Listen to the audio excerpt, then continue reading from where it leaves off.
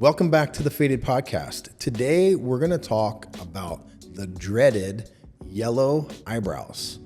And you're probably here because one of two reasons. One, you're either thinking about getting your eyebrows lasered and you're wondering if your brows are going to turn yellow and what you're going to do if they do turn yellow. Or two, you've already had your eyebrows lasered and they are yellow.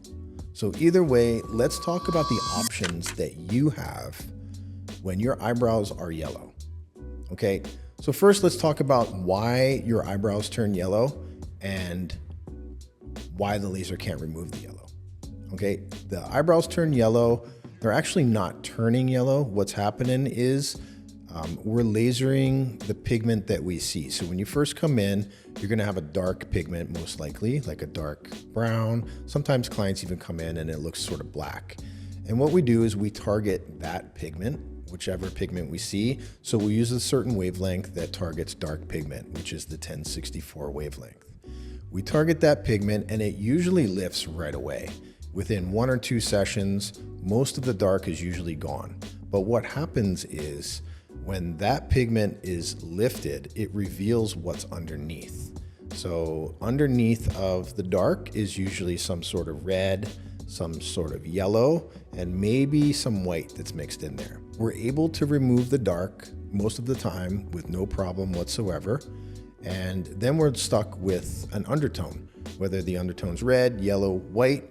We will target that in the very next session. We space the sessions out a couple months apart and we'll target the undertone. So if it's a red, most of the time the red lifts right away. It's a pretty easy color to remove with the Pico Way using the 532 wavelength. But what happens when the red is removed? A lot of times people look in the mirror right away and they're like, oh wow, it's gone. All the pigment's gone. But most of the time when the red is lifted, the brows are a little bit irritated from the laser itself and the skin is red. And when the skin becomes red and irritated, it will usually mask whatever is underneath there. Like a yellow is very easy to mask with a little bit of skin irritation. So you walk out of here, you think everything is great, and when the irritation subsides, that's when you start realizing that there's a yellow undertone. And when that yellow is present, it's very hard to cover up with makeup, from what I hear.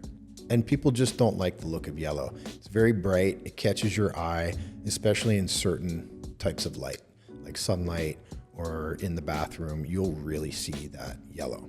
And unfortunately, although the manufacturers of all lasers say that the 532 wavelength will target sunset colors, which includes reds, orange, peach, and yellow, we find that most yellows are resistant to the laser. And what ends up happening is if you try to treat the yellow too aggressively, it will actually oxidize and turn dark. So we never try to approach yellow aggressively. We always try to just break it up gently and hopefully over time it will fade. But that doesn't always happen. It may not fade. And if the yellow is not fading, what are your options? What can you do? Well, let's talk about them. Number one, you can live with it and you can cover it up with makeup all the time. And you're gonna be on the hook for most likely the rest of your life because that yellow is not going anywhere. Most people don't want that option, so they'll think about some other options. Number two, you can get your brows redone. But if you get your brows redone, you're gonna have to go with the same shape because if you try to change the shape, then you're gonna see the yellow poking through, whether it's top or bottom, wherever. You don't want to have yellow peeking through, then you're still going to have to put makeup on and conceal that anyway. So getting your brows done is a possibility, but you should get it done in the same shape that you had your previous brows. That's usually not ideal either. The next option would be you can give saline removal a try.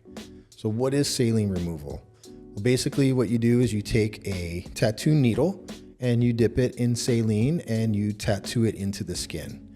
And your body pushes that saline out, and hopefully the saline binds to the pigment and grabs that pigment and pushes it out with the saline.